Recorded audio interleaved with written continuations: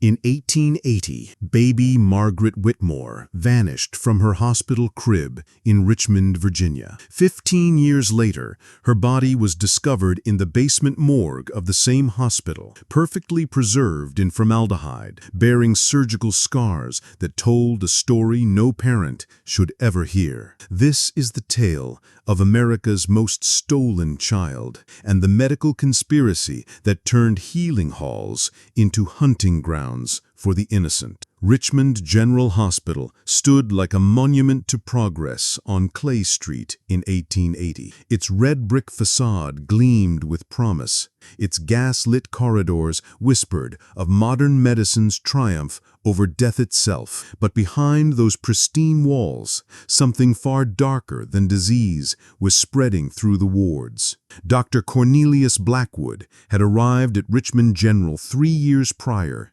carrying credentials from prestigious European medical schools and a reputation for groundbreaking surgical techniques. Tall and severe, with steel-gray eyes that seemed to peer straight through a person's soul, Blackwood commanded both respect and fear from his staff. His surgical theater drew medical students from across the South, eager to witness procedures that pushed the boundaries of what human flesh could endure. What they didn't know was that Dr. Blackwood's revolutionary techniques required a steady supply of living test subjects. On the night of October 13, 1880, 22-year-old Sarah Whitmore arrived at Richmond General in the throes of labor. Her husband, Thomas, paced the waiting room floors, worn smooth by countless anxious feet, while Sarah's cries echoed through the maternity ward. At 2:17 a.m., Margaret Elizabeth Whitmore entered the world, her first breath drawn in what should have been a sanctuary of healing. The birth had been difficult. Sarah hemorrhaged severely, her body racked with complications that the attending physician, Dr. Elias Morton, struggled to contain. While Dr. Morton fought to save the mother's life, baby Margaret lay in the nursery, pink and perfect, her tiny fists grasping at the gas-lit air. That was the last time she would breathe free air for 15 years. Sarah Whitmore died at dawn, her blood seeping into hospital linens that would be burned before Thomas could ask questions. When Thomas arrived to claim his wife and child, Dr. Morton met him in the stark white corridor with news that would shatter 2 lives at once. "I'm sorry, Mr. Whitmore," Dr. Morton said, his voice carefully measured. "Your child was born with severe deformities, incompatible with life. She passed peacefully in the night, just hours after your dear wife." Thomas collapsed against the hospital wall, his world crumbling like autumn leaves. He never questioned why he wasn't allowed to see his daughter's body. He never asked why the burial was arranged so quickly, with a sealed coffin that felt suspiciously light when he carried it to Oakland Cemetery. The grave marker read simply, "Margaret Elizabeth Whitmore, born and died October 13, 1880, God's smallest angel." But Margaret wasn't dead. She was 3 floors below Thomas's feet in the basement laboratory that Dr. Blackwood had convinced the hospital board was essential for advancing medical science. What happened in that underground chamber would make the horrors of medieval torture seem merciful by comparison. Hospital records from 1880, discovered during a renovation in 1895, reveal a chilling pattern. Between October 1790 and March 1882, Richmond General reported an unusually high infant mortality rate in cases where Dr. Blackwood was present. 23 babies, all supposedly born with fatal deformities, all quickly buried in sealed coffins. But according to groundskeeper William Hayes's journal, found hidden in his cottage walls after his death, those coffins contained nothing but sand and stones. Hayes, who had worked at Oakland Cemetery for 30 years, began to suspect something was wrong when grieving parents started asking questions. Why were the infant graves always so shallow? Why did the coffins sound hollow when lowered into the ground? Why did Dr. Blackwood himself sometimes arrive at Bonn to personally oversee these hasty burials? On November 15, 1881, Hayes made a decision that would haunt him for the rest of his life. Under cover of darkness, he returned to Oakland Cemetery with a shovel and lantern. The grave of James Mitchell, supposedly born dead just 2 weeks earlier, was his target. What Hayes found changed everything. The coffin contained a bag of lime and several large stones. No body, no bones, no evidence that a child had ever been laid to rest in that consecrated ground. Hayes's journal entry that night reads, "God forgive me for what I suspect. God forgive them for what they've done. I fear the dead are not dead, and the living are not living. Something evil walks the halls of Richmond General, and it wears a doctor's coat." But Hayes was just a groundskeeper, a man with dirt under his fingernails and calluses on his hands. Who would believe his word against Richmond's most celebrated physician? Meanwhile, 3 stories below the hospital's main floor, Dr. Blackwood's true work continued in chambers that never saw sunlight. The basement laboratory stretched through a maze of interconnected rooms, each serving a specific function in his grotesque research program. The air hung thick with the smell of formaldehyde and something else, something organic and wrong that seemed to seep from the very walls. Margaret Whitmore grew up in a glass cylinder, suspended in chemical solutions that kept her body alive while her mind developed in ways that defied natural law. She was joined by others, dozens of stolen children floating in their transparent prisons, their eyes open but unseeing, their small bodies bearing the marks of surgical experiments that pushed the boundaries of human endurance. Dr. Blackwood believed he was advancing medical science. His journals, written in meticulous copperplate handwriting, describe his conviction that living subjects provided insights impossible to obtain from cadavers. He was particularly interested in pain response, neural development, and the limits of human consciousness. His subjects, he reasoned, were already officially dead. Society had mourned them, buried empty coffins, and moved on. He was simply making use of resources that would otherwise be wasted. The children never spoke. Surgically modified vocal cords ensured their silence. They never aged normally. Chemical treatments stunted their growth while preserving their lives in a state between childhood and something else entirely. They were neither alive nor dead, neither human nor specimen, trapped in a nightmare that had no dawn. For 15 years, Margaret floated in her glass prison, while the world above forgot she had ever existed. Her father, Thomas, remarried and had 3 more children. He never spoke of his first daughter, the one who had lived for mere hours in that terrible October of 1880. The pain was too great, the loss too absolute. Above Margaret's head, Richmond General continued its work. Patients came and went, trusting their lives to physicians who took sacred oaths to do no harm. Dr. Blackwood maintained his reputation, publishing papers on surgical innovation and teaching techniques that other doctors envied. The hospital board praised his dedication, his results, his unwavering commitment to medical progress. None of them ever visited the basement. But secrets have a way of demanding to be heard, especially when they're written in blood and preserved in formaldehyde. In March of 1895, a fire broke out in Richmond General's East Wing. The blaze started in the textile storage room and spread rapidly through the building's wooden interior framework. Patients were evacuated, staff members fought the flames with bucket brigades, and the entire city watched as one of their most important institutions burned against the night sky. Dr. Blackwood tried desperately to reach the basement laboratory, but falling debris blocked the stairway. He was forced to stand helplessly as 15 years of work went up in smoke and flame. Or so he thought. The fire department's investigation led them through every room, every corridor, every basement chamber in search of structural damage and potential casualties.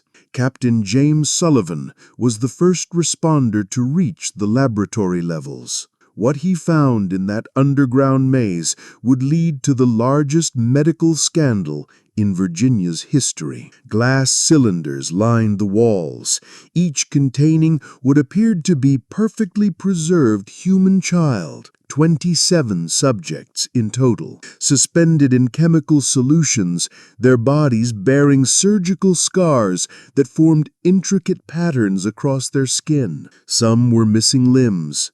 Others had been opened and closed so many times that metal clasps held their torsos together. All of them had their eyes open, staring with expressions that seemed almost accusatory in the flickering light of Sullivan's lantern. The preservation was flawless. These children looked as though they had died yesterday, not years or decades ago. But the surgical modifications were beyond comprehension. Brain tissue had been removed and replaced with mechanical devices. Organs had been rearranged or removed entirely. Limbs had been severed and reattached in impossible configurations.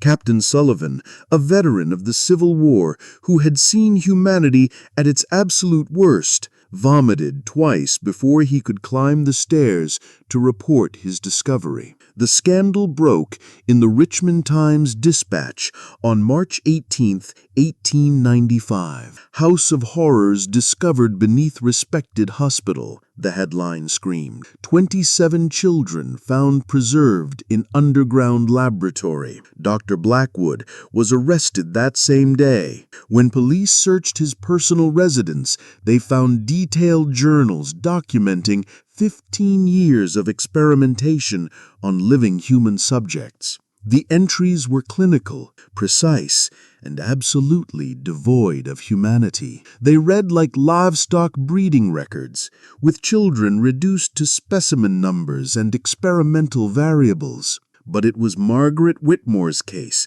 that captured the public's imagination and fury. Her body, perfectly preserved at the physical age of 7, despite 15 years in captivity, bore evidence of the most extensive experimentation. Her skull had been opened and closed 17 times. Her heart had been removed, modified, and transplanted back into her body. Her nervous system had been mapped with tiny metal markers that traced patterns across her skin like silver scars. Most horrifying of all, the chemical analysis of her brain tissue suggested she had remained conscious throughout the entire ordeal. Thomas Whitmore, now 42 years old, with 3 children and a second wife, was called to identify his daughter's body. The man who entered that makeshift morgue was the same person who had buried an empty coffin 15 years earlier.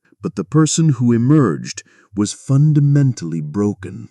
He spent 3 hours alone with Margaret's preserved remains, talking to her as though she could hear him, apologizing for failing to protect her, begging forgiveness for believing the lies that had stolen her life. Witnesses reported that he aged decades in those 3 hours, his hair turning gray and his shoulders sagging under the weight of unimaginable guilt. Dr. Blackwood's trial became a national sensation. Newspaper reporters from New York to San Francisco descended on Richmond to cover the proceedings.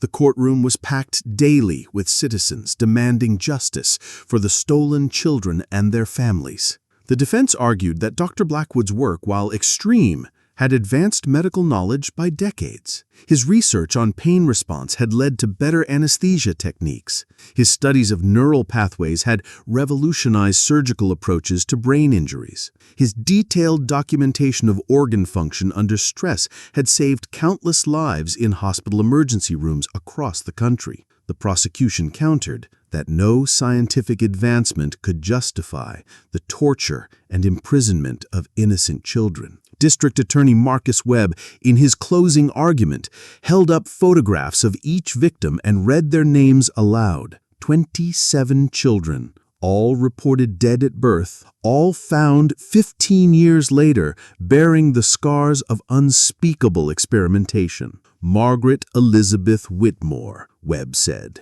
his voice carrying through the silent courtroom. Born October 13, 1880, stolen from her father's arms, tortured for 15 years in the name of medical progress, found dead in a glass cage 3 stories beneath the hospital where she should have taken her first steps toward life. The jury deliberated for less than an hour. Dr. Cornelius Blackwood was found guilty of 27 counts of murder, 27 counts of kidnapping, and 27 counts of conducting illegal medical experiments on human subjects. He was sentenced to death by hanging. But the story doesn't end with justice served.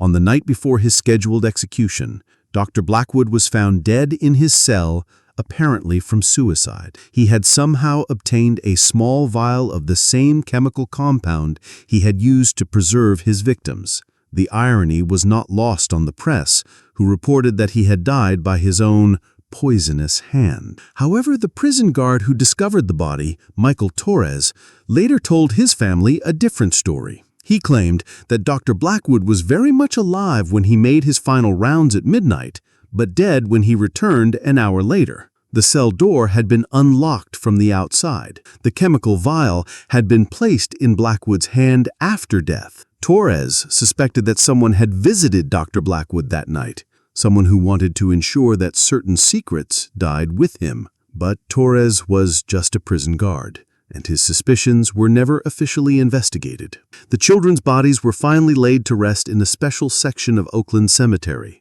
their graves marked with simple stones bearing their names and the dates they had actually died, not when they were reported dead. Margaret Elizabeth Whitmore's headstone reads, born October 13, 1880, died March 15, 1895. Finally, home. Thomas Whitmore attended every funeral. He spoke at Margaret's service, his voice breaking as he told the assembled mourners about the daughter he had known for only hours, but had loved for 15 years. He described her tiny fingers, her perfect features, the way she had grasped his thumb when he held her for the first and last time. But there was something else Thomas said that day, something that the newspapers didn't report, but that several witnesses remembered for the rest of their lives. He claimed that when he had visited Margaret's preserved body in the morgue, her eyes had tracked his movement across the room. He insisted that she had tried to mouth the word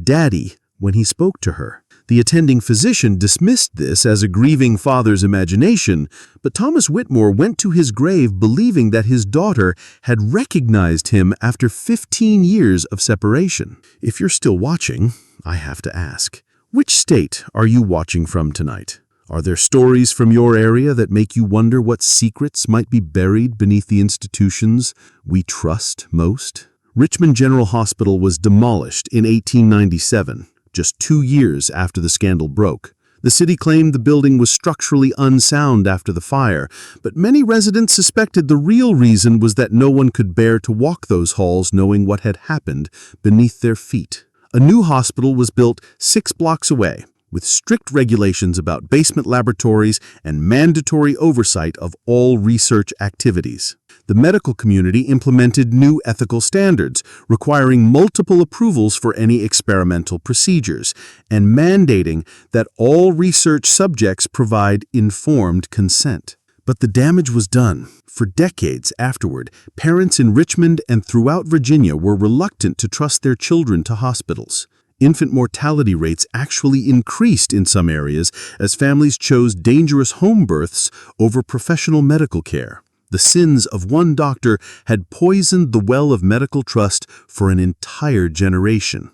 The basement where Margaret and the other children had been held was filled with concrete and sealed forever. City records show that the concrete pour required 17 truckloads of material, suggesting chambers far more extensive than anyone had initially suspected. Workers reported strange sounds emanating from the sealed areas for months afterward, though city officials dismissed these reports as settling noises from the new construction.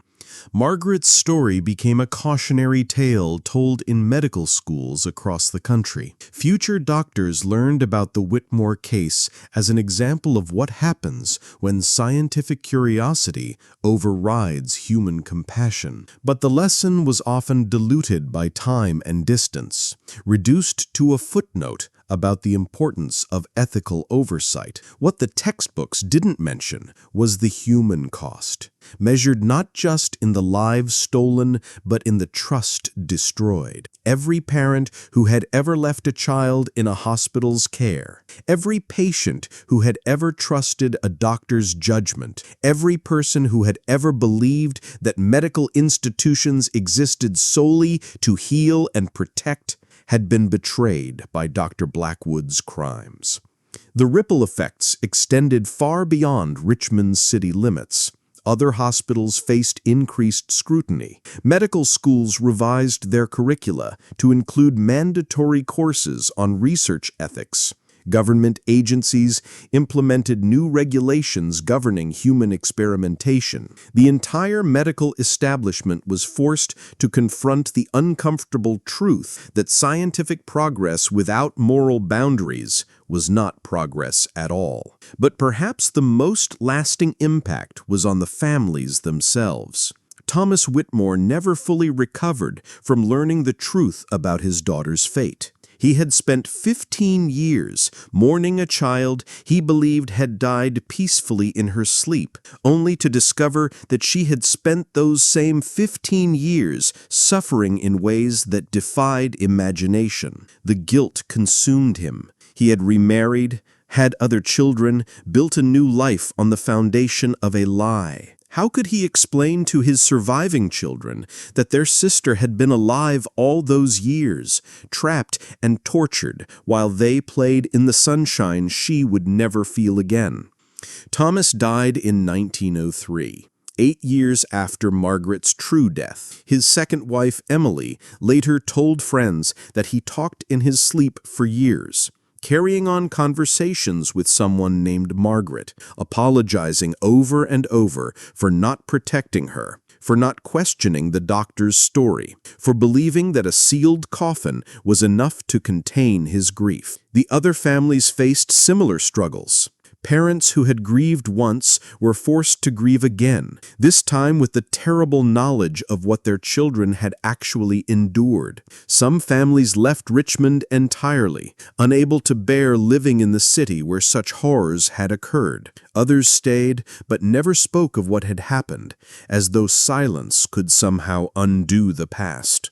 The children themselves, the 27 stolen souls, became legends in Richmond's collective memory. People claimed to see them in hospital corridors, small figures glimpsed from the corner of the eye, always disappearing when looked at directly. Night shift workers at the new hospital reported sounds of children playing in empty rooms, laughter that echoed through halls where no children should be. Whether these were genuine supernatural manifestations or simply the guilty conscience of a traumatized community, no one could say for certain. But the stories persisted, passed down through generations of Richmond residents who never forgot that sometimes the institutions meant to heal us are the ones that harm us most. Dr. Blackwood's journals, preserved as evidence and later donated to the Medical College of Virginia, remain one of the most disturbing documents in American medical history.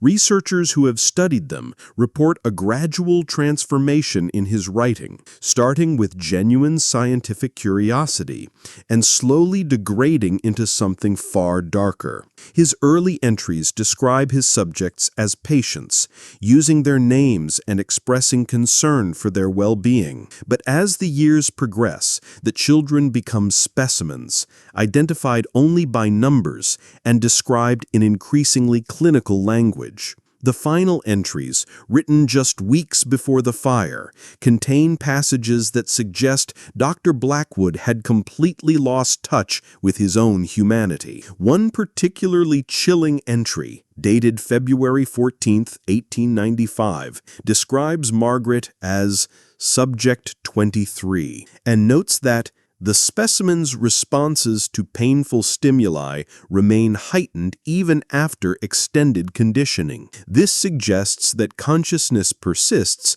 despite chemical modification of neural pathways. Further investigation warranted.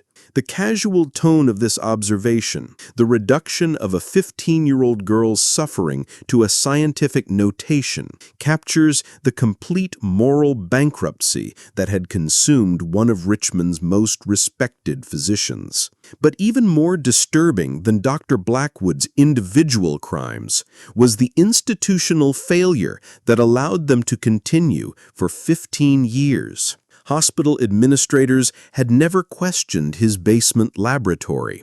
Nursing staff had never asked why certain newborns disappeared from the registry. City officials had never investigated the unusually high infant mortality rate at Richmond General. The truth is that Dr. Blackwood's crimes were possible only because so many people chose not to see what was happening right beneath their feet. Whether through willful ignorance, professional courtesy, or simple cowardice, an entire community had failed to protect its most vulnerable members. This institutional blindness, this willingness to trust authority figures without question, enabled horrors that might have been prevented with basic oversight and human compassion. The real tragedy of the Whitmore case is not just what one man did, but what an entire system allowed him to do. Today, more than a century later, Margaret Elizabeth Whitmore's story serves as a reminder that evil often hides behind the mask of respectability. Dr. Blackwood was not a movie villain twirling his mustache in a dark castle. He was a respected member of society, trusted by his colleagues, celebrated by his community, and granted access to the most vulnerable people in that community based solely on his professional credentials. The children he stole were not taken from dark alleys or abandoned buildings. They were taken from hospital cribs, from the very place where parents had brought them for safety and care. The betrayal was absolute, the violation complete. As we close Margaret's story, we're left with questions that echo through the years. How many other Dr. Blackwoods have walked among us, hiding their crimes behind professional authority? How many vulnerable people have suffered because we chose to trust without verifying, to respect without questioning? Margaret Elizabeth Whitmore was born on October 13, 1880, and should have lived a full life surrounded by love and laughter. Instead, she became a victim of one man's twisted ambition and an entire society's willingness to look the other way. Her story is a testament to the importance of vigilance, of asking difficult questions, of never assuming that professional credentials guarantee moral character. The basement laboratory where she spent 15 years in torment has been sealed beneath tons of concrete, but the lessons of her story remain as relevant today as they were in 1895. In a world where we continue to place enormous trust in medical institutions, where vulnerable people depend on the compassion and integrity of their caregivers, Margaret's story reminds us that eternal vigilance is the price of basic human decency. Her grave in Oakland Cemetery is visited regularly even today. Fresh flowers appear on her headstone, left by people who never knew her but understand the importance of remembering her story. The inscription still reads simply, "Born October 13th, 1880, died March 15th, 1895, finally home." But perhaps a more fitting epitaph would be Margaret Elizabeth Whitmore, stolen child. Her story must never be forgotten so that such horrors never happen again. What do you think? Could something like this happen today? Or have we learned enough from the past to prevent such institutional failures? Drop your thoughts in the comments below. And if this story has opened your eyes to the darker chapters of medical history that we all need to remember, then you know what to do. Because the only way we honor victims like Margaret is by ensuring their stories continue to be told, their lessons continue to be learned, and their sacrifice continues to protect others from the same fate.